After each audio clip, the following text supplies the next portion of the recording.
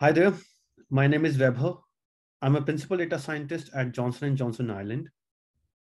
And today we are going to talk about the impact of machine learning and artificial intelligence on the retail sector.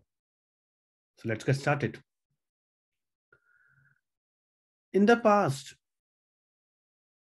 the businesses were simpler. The business divisions were not that complex.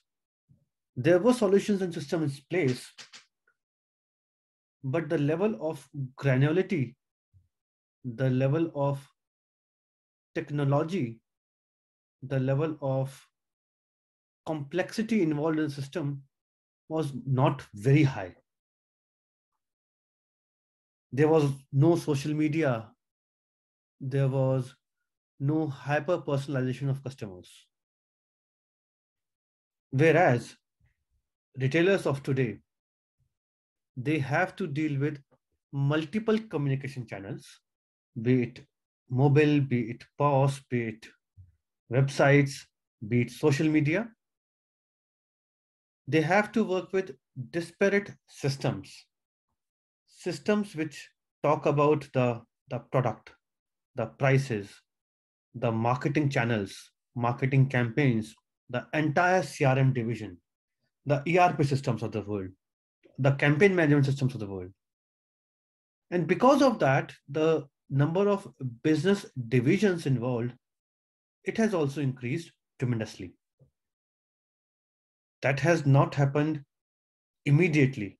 With over a period of time, this change has been observed in the retail sector.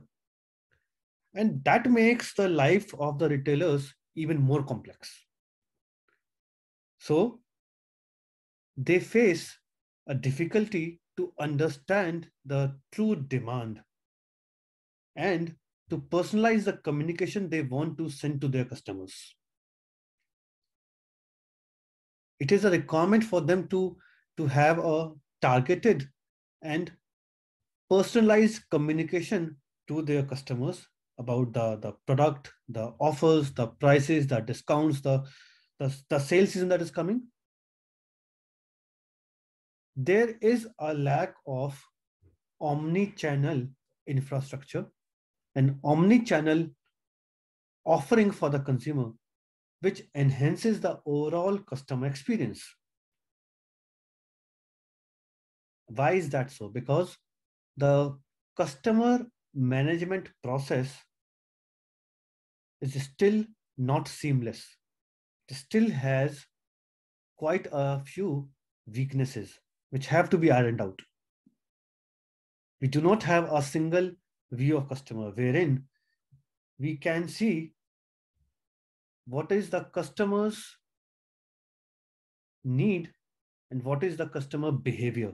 So when I say need, why the consumer is buying with us, what drives the consumers to buy those menswear or women's wear or kids wear clothes with us, or for let's say for groceries, why the consumer is coming to buy uh, the the veggies or the dairy products with us.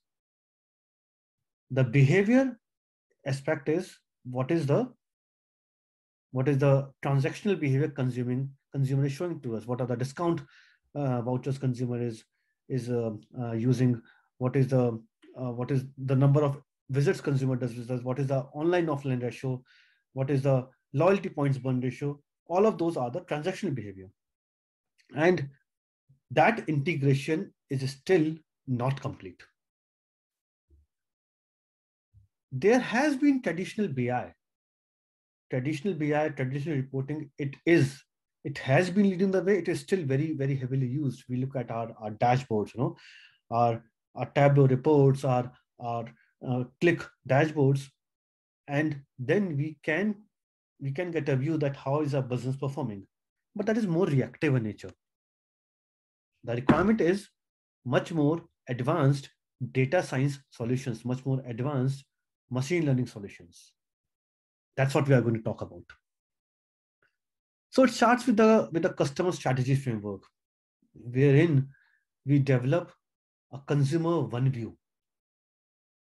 We get our customers' preferences of products, categories, prices, discounts, shopping behavior, online offline ratio, loyalty points burning, all of that.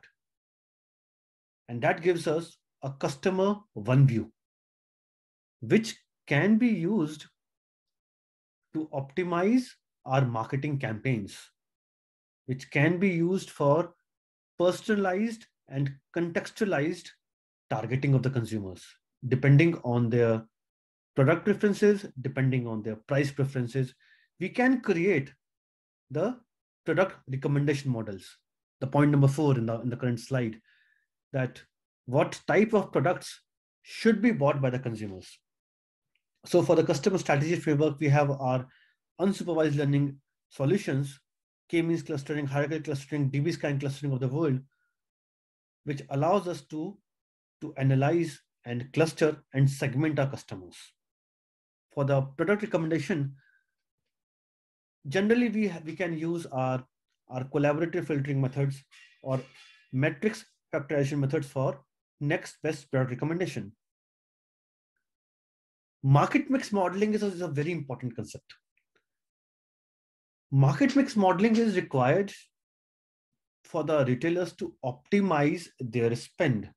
That means I have to invest my marketing dollar into newspapers, hoardings, TV ads, radio jingles, social media spend. Out of that marketing spend in each channel, how much percentage should be spent? That question is answered by market mix modeling. It involves a great deal of algorithms. It can be dealt as a regression problem, but in market mix modeling, the biggest challenge is the availability of data, because it is very difficult to gauge, to measure that how many people would have seen the hoarding, and out of that perceived eyeballs, how many actually bought the products. But market mix modeling, it allows the retailers to develop and optimize their marketing spends. Whenever it comes to marketing, we only talk about consumer or products. There is an element of marketing which is generally ignored, which is what is the impact of marketing on our stores, our assortments, our frauds. So whenever we want to optimize our marketing campaigns, we want to improve the targeting of the consumers, it does make an impact on the purchase behavior. And hence, the assortment in the stores has to be optimized. Though I'm not going to go into much detail on that, I'm going to focus on the customer strategy framework and the market mix modeling today. There are other pieces also, like pricing optimization or fraud detection or supply chain analytics, which we can discuss on any other day. But today we are focusing upon marketing analytics only. So these advanced predictive algorithms, they fall from, they are of supervised learning or unsupervised learning categories. In supervised learning, we have our churn propensity model to predict that which consumers are going to churn in the coming months. We have our market basket algorithms using a priori algorithms. We have our next best product recommendations using collaborative filtering.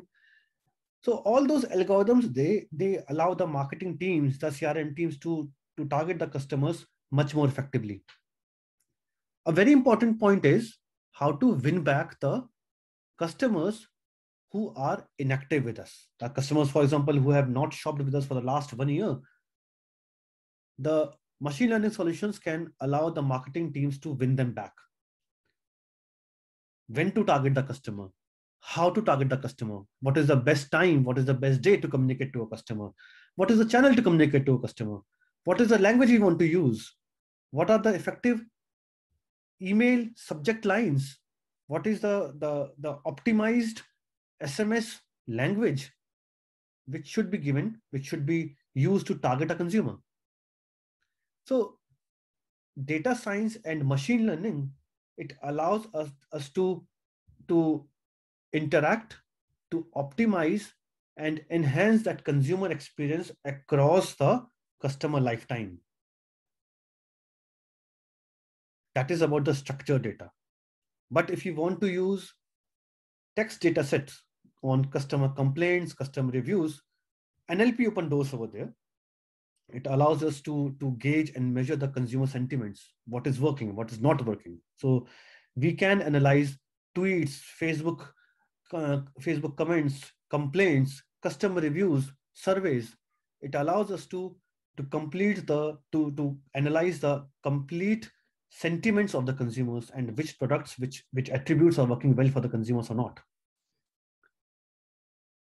The marketing teams also get an insight that which catchments are more profitable, which catchments they have to concentrate upon, which catchments are very good for newer customer acquisition. All sort of propensity models, they are helpful over there. Deep learning algorithms, it allow us to measure the actual impact of marketing on our consumers. So we can analyze the audios, we can analyze the videos, we can analyze the images. How? Imagine that there's a call center recording going on. The consumer calls a call center. At that point of time, by analyzing that recording, we can gauge the sentiment of the consumers, and that can act as a direct input to the marketing teams. Still, there are many organizations which are still struggling to implement the classical machine learning bit, and one of the prime reasons for that is the emphasis on data engineering. If the data set is not available, the data is not available for analysis, it is not representative, it is not refreshed on a regular cycle, it is very difficult to analyze it further and create meaningful machine learning models. So our machine learning and artificial intelligence solutions, they allow us to create an omni-channel experience for the consumers to improve their customer experience, be it communication, be it feedback, be it after sales support, be it product selection, be it identifying what makes a consumer buy with us, what is the need of the consumer, how the consumer wants to interact with us. Everywhere, data science and machine learning, they are making that impact felt. We can attract new consumers, we can attract the existing consumers to buy more and buy more often with us. The inactive consumers can be won back. The call centers, the websites, the social medias, they create an aura which is always beneficial for the consumer, and it creates happy customers. And if there are happy customers, all the retailers, all the businesses are going to flourish. With that, I come to the end of my talk. Please feel free to ask questions. Thank you very much.